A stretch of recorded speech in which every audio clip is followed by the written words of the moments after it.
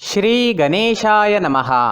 ये राशिफल चंद्र राशि पर आधारित है। चंद्रमा मन के कारक है।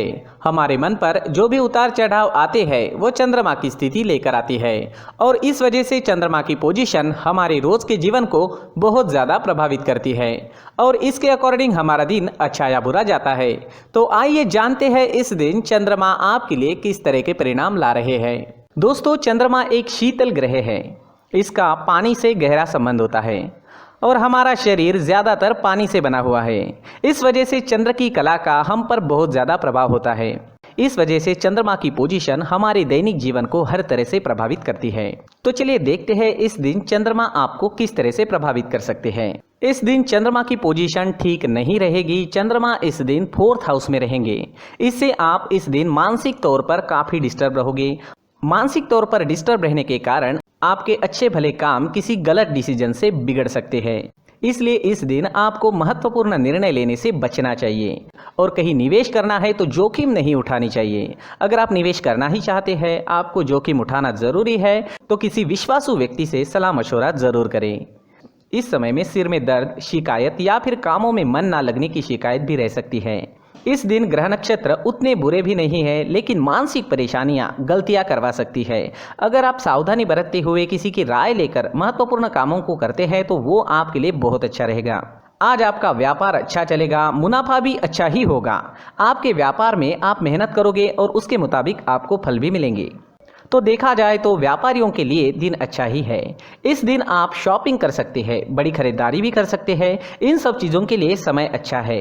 दोस्तों, इस दिन के बाद अगर नौकरी पेशा लोगों की बात करें तो नौकरी पेशा लोगों के लिए भी समय अच्छा रहेगा। आपके बॉस और आपके सहयोगी आपसे खुश रहेंगे, आपका सहयोग भी करेंगे, लेकिन फिर भी वाद विवाद होने की संभावना बनी हुई है। आपको इस दिन ज़्यादा से ज़्यादा अपने कामों में बिजी रहना है। ज़्यादा बातें ना करें, अपने काम से काम रखें तो ज़्यादा अच्छा रहेगा। इस दिन आपको अपने काम के क्षेत्र में कर्म ज़्यादा करना होगा, लेकिन उसका रिजल्ट भी आपके लिए अच्छा ही रहेगा। आर्थिक स्थिति के हिसाब से ये दिन आपके लिए अच्छा है। आपकी आर्थिक स्थिति इस समय में मजबूत रहेगी। इस समय में अगर आप नौकरी ढूंढ रहे हैं तो आपको मन मुताबिक जॉब भी मिल सकती है, लेकिन प्रयास करना पड़ेगा। इस समय में आपको आपके कर्म के ही फल मिलेंगे, बिना कर्म किए फल नहीं मिलेगा। इस समय में जो लोग अपनी जन्मभूमि से दूर हैं उन्हें अच्छे लाभ मिलेंगे। जितना ज़्यादा जन्मभूमि से आप दूर रहेंगे उतना ज़्यादा अच्छा फल आपको प्राप्त हो सकता है। अगर स्टूडेंट्स की बात करें तो स्टूडेंट्स आज थोड़े डिस्टर्ब रह सकते हैं। पढ़ाई में मन ना लगने की शिकायत रह सकती है। मन में कई प्रकार के विचार आ सकते हैं। मन भटकने की भी पूरी संभावना रहेगी। इस समय में हल्का भोजन करना आपके लिए अच्छा रहेगा और अगर तनाव महसूस हो तो 1-2 मिनट तक डीप ब्रीदिंग जरूर करें। इससे तनाव को दूर करने की कोशिश की जा सकती है। दोस्तों, इस समय में अगर मैरिड लाइफ की बात करते हैं तो मैरिड लाइफ बढ़िया रहेगी।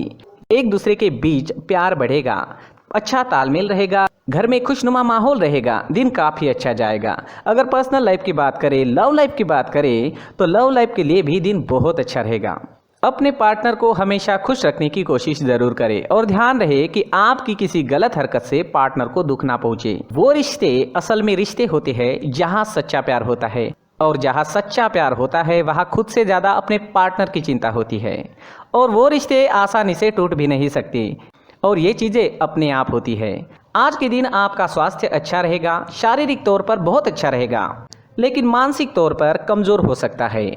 इस दिन आप छोटी सी बात पर भी भड़क सकते हैं, आप झगड़ा कर सकते हैं, लेकिन ये चीज़ें तात्कालिक है। इन सब चीज़ों पर ध्यान ना दें, इन्हें ज़्यादा सीरियसली ना लें।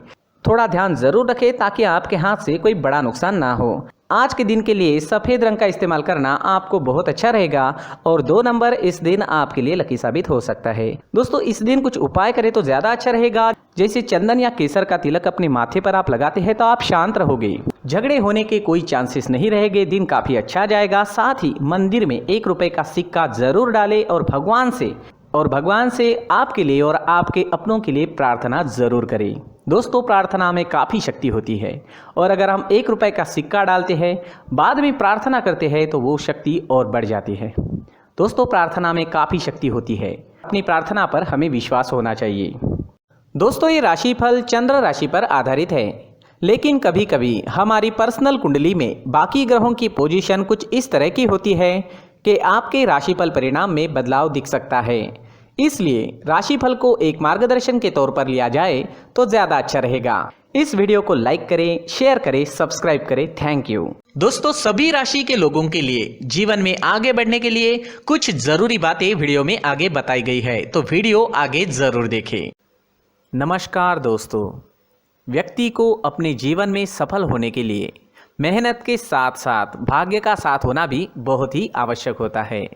अगर व्यक्ति का भाग्य उसका साथ देता है तो कम मेहनत में ही अधिक सफलता प्राप्त होती है, परंतु कई बार ऐसा देखा गया है कि व्यक्ति के जीवन में कई ऐसी घटनाएं घटित होती है जिसकी वजह से उसको बहुत सारी परेशानियों का सामना करना पड़ता है, और इस स्थिति में व्यक्ति को बिल्कुल भी समझ नहीं आता कि ऐसा क्यों हो रहा है। दरअसल आपके घर में ही कुछ ऐसी चीज़ें होती है जो हमारे भाग्य को प्रभावित करती है, हमारे जीवन को प्रभावित करती है, और उन चीज़ों के आसपास होते हुए भी हमें वो चीज़ें नज़र नहीं आती। वह चीज़ें हमारे चारों तरफ एक अजीब सा घेरा बनाकर रखती है, परंतु हम उसको नहीं देख पाते। इन चीज़ों से हमारे घर में और हमारे जीवन में नकारात्मकता फैलती है, जिसकी वजह से हमें नुकसान उठाना पड़ता है, जिसकी वजह से हमें भारी नुकसान उठाना पड़ता है। हम पूरी तरह से कंगाल हो सकते हैं। हम सोचते हैं हमारे जीवन में हमारी ग्रोथ नहीं हो रही है, लेकिन हम इन चीज़ों पर ध्यान नहीं देते। तो दोस्तों, इन चीज़ों पर ध्यान देना ज़रूरी है, और वो चीज़ें अब मैं आपको बताने जा रहा हूँ। अगर आप कहीं बाहर से आते हैं और अपने जूते चप्पल इधर उधर कहीं भी उतार देते हैं तो ये अशुभ होता है, क्योंकि इधर उधर जूते चप्पल उतारने की आदत की वजह से आपको अपने जीवन में आगे बढ़ने में रुकावटें उत्पन्न होती है। इससे उन्नति में बाधा आती है। इसलिए आप अपने जूते चप्पलों को उनकी जगह पर ठीक प्रकार से रखें। दोस्तों, काफ़ी लोगों को इस तरह की आदत होती है, कहीं से भी बाहर से आते हैं, कहीं भी जूते चप्पल फेंक देते हैं, कहीं पर भी उतार देते हैं। कुछ लोग तो घर के एंट्री के मेन डोर के सामने ही जूते या चप्पल डायरेक्टली उतार देते हैं।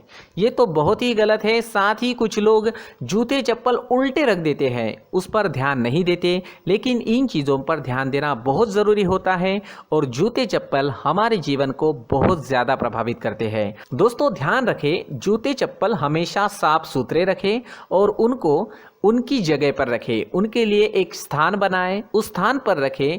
अगर कोई व्यवस्था उनके लिए की है तो बहुत ही अच्छी बात है, वहां पर उन्हें रखें, साफ सुथरा रखें। जूते चप्पलों को उनकी जगह पर कुछ इस तरह से रखें कि वो देखने में भी अच्छी लगे।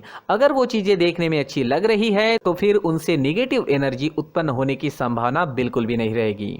तो दोस्तों, इस बात का ध्यान ज़रूर रखें। साथ ही दोस्तों, एक और बात है जिस पर आपको ध्यान देना बहुत ज़रूरी होता है। हमारे घर के छत के ऊपर जिन चीज़ों का हमें काम नहीं होता है उन्हें हम घर के छत के ऊपर रख देते हैं। ऐसा करते करते देखेंगे तो घर के छत के ऊपर कबाड़ जमा दिखता है। जी हाँ, जो चीज़ें हमें लगता है आगे जाके हमारे काम में आ सकती है वो हम घर के ऊपर रख देते हैं, लेकिन वो चीज़ें तो काम में नहीं आती। हमारे जीवन पर वो चीज़ें बहुत ही गहरा निगेटिव इफेक्ट डालती है। इसलिए हमारे घर के ऊपर का जो भी एरिया है वो पूरी तरह से साफ सुथरा रखें। जी हाँ, साफ सुथरा रखना है, और एक भी बिना काम की चीज़ हमारे घर के ऊपर नहीं रखनी है।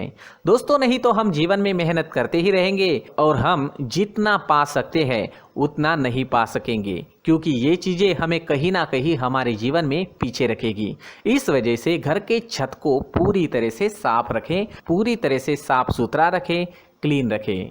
साथ ही दोस्तों, हम हमेशा देखते हैं घर के ऊपर जाने के लिए जो सीढ़ियां हैं, उन सीढ़ियों के नीचे जो जगह होती है वहां पर सामान हमेशा रख दिया जाता है। वो जगह ही ऐसी है कि सामान को खींच ही लेती है। वहां पर आपको कुछ ना कुछ सामान मिलेगा ही। जिन लोगों को पता नहीं है उनके घर आपको सामान मिलेगा ही, लेकिन जिन्हें पता है वो लोग हमेशा सीढ़ियों के नीचे की जगह साफ सुथरी रखते हैं, और एक भी चीज़ वहाँ पर आपको नहीं मिलेगी। क्योंकि अगर हम सीढ़ियों के नीचे सामान रखते हैं तो हमारी उन्नति होना बहुत ही मुश्किल है।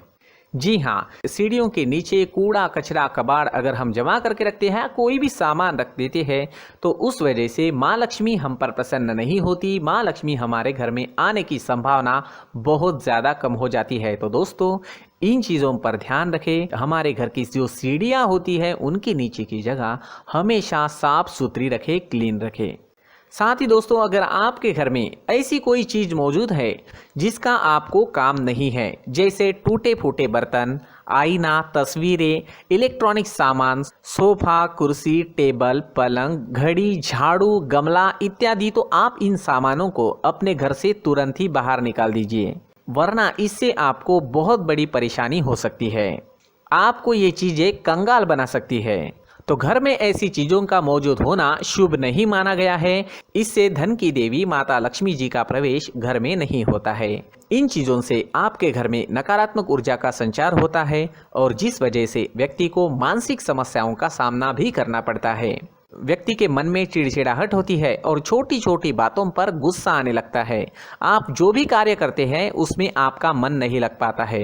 इस व्यक्ति का जीवन घर में मौजूद इन चीज़ों की वजह से अंधकार में डूबने लगता है। इसलिए आपको घर में बिना काम की चीज़ें, कूड़ा कचरा नहीं रखना है।